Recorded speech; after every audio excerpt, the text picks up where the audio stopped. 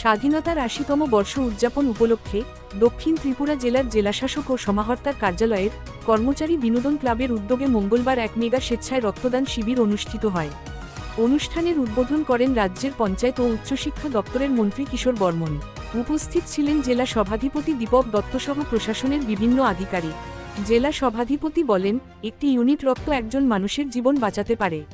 তাই স্বাধীনতার এই পবিত্র উৎসবকে সামনে রেখে রক্তদানের মাধ্যমে মানবতার সেবায় এগিয়ে আসা সমাজের প্রতি দায়বদ্ধতার এক উজ্জ্বল দৃষ্টান্ত।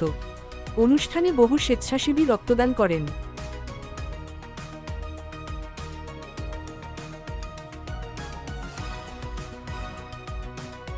আধুনিক প্রযুক্তি আসবে, শিল্প আসবে, বিনিয়োগ হবে, অর্থনৈতিক দিক থেকে ভারত শক্তিশালী হবে।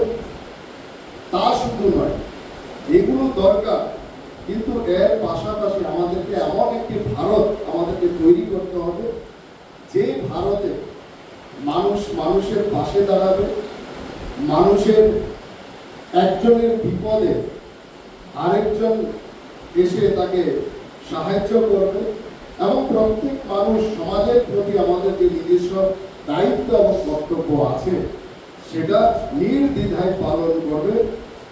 কারণ আমাদের যে দেশ, আমাদের ভারতবর্ষে শুধুমাত্র আমাদের জিডিপি দিয়ে কিন্তু আমাদের ভারতবর্ষ বিকশিত হয় না। আমাদের দেশ তখনই সত্যিকারের বিকশিত হয় বা হবে যখন আমাদের এই দেশের প্রত্যেক নাগরিকের মধ্যে দায়িত্ববোধ, প্রত্যেক নাগরিকের মধ্যে কর্তব্যবোধ এবং আমাদের প্রত্যেক নাগরিকের মধ্যে মানবিকতা তৈরি হবে, তখনই কিন্তু আমাদের ভারত প্রকৃত অর্থে বিকশিত হবে। আর রক্তদান এই ধরনের যে শিবির, এই শিবিরের মাধ্যমে এই যে ছোট ছোট যে দান করা, সেইগুলোই কিন্তু আমাদের বিকশিত ভারত গঠন করার ক্ষেত্রে কিন্তু অত্যন্ত সেটা কিন্তু গুরুত্বপূর্ণ।